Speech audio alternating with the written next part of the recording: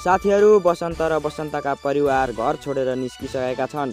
दौडिँदै गएका बसन्तले पनि सिर्जनालाई रोक्न सकेनन् र अहिले सिर्जना गएर मामा घरमा बसेकी छिन्। तर अहिले भने सिर्जना फेरि मामा माइजूले अर्कै केटासँग बिहेको कुरा गरेपछि फेरि त्यो घर छोडेर फर्किने सोच गर्छिन्। साथीहरू, उता बसन्त र बसन्तकी आमाको पनि नयाँ घर सरेपछि निकै भनाभन भइरहेको छ।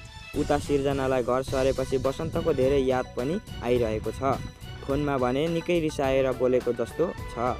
उता केशरीले पनि भनिरहेकी छिन् जसको गल्ती घरमा झगडा हुन्छ त्यसले गल्ती सुधार्नुपर्छ भनेर। अब बसन्तको परिवारले बसन्त र सिर्जनालाई नजिक हुन रोक्छन् जस्तो छ। उता केशरीकी बहिनीको बुढाको वास्तविकता विवेकलाई पनि थाहा भइसकेको छ।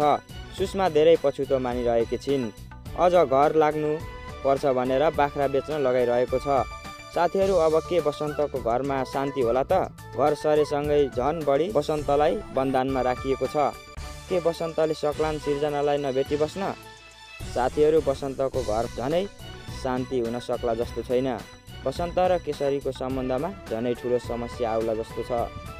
परिवारमा झनै ठुलो समस्या आउला जस्तो भएको छ। उता सुषमाको बुढाले सम्पत्तिको लोभमा परेर अझै पनि ससुरालीमा बसेर यो घर मेरो हो भन्न थालिरहेको छ। र अबको भागमा निकै रहस्यमय र धमाकेदार एपिसोड आउने भएको छ। हस्त साथीहरू, यहाँहरूलाई यो छोटो सन्देश दिएर बिदा हुन चाहन्छु। विगत 3 महिनादेखि यहाँहरूलाई हामी केशरी सिरियलमा आधारित रहेर मनोरञ्जन, वास्तविक सन्देश, रिभ्यू र धमाकेदार भिडियोहरू लिएर आइरहेका छौँ।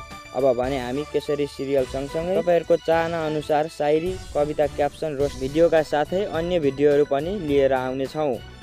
यदि तपाईँहरूलाई बोयफ्रेन्ड, गर्लफ्रेन्ड, बुबा आमा, दिदी दाजु अन्य कसैको बारेमा चाहिएको छ भने कन्ट्याक्ट गर्न सक्नुहुन्छ। एक लाइक र सब्सक्राइब गरेर जोडिनु होला। भिडियो तपाईँहरूकै लागि हुनेछ। नमस्कार।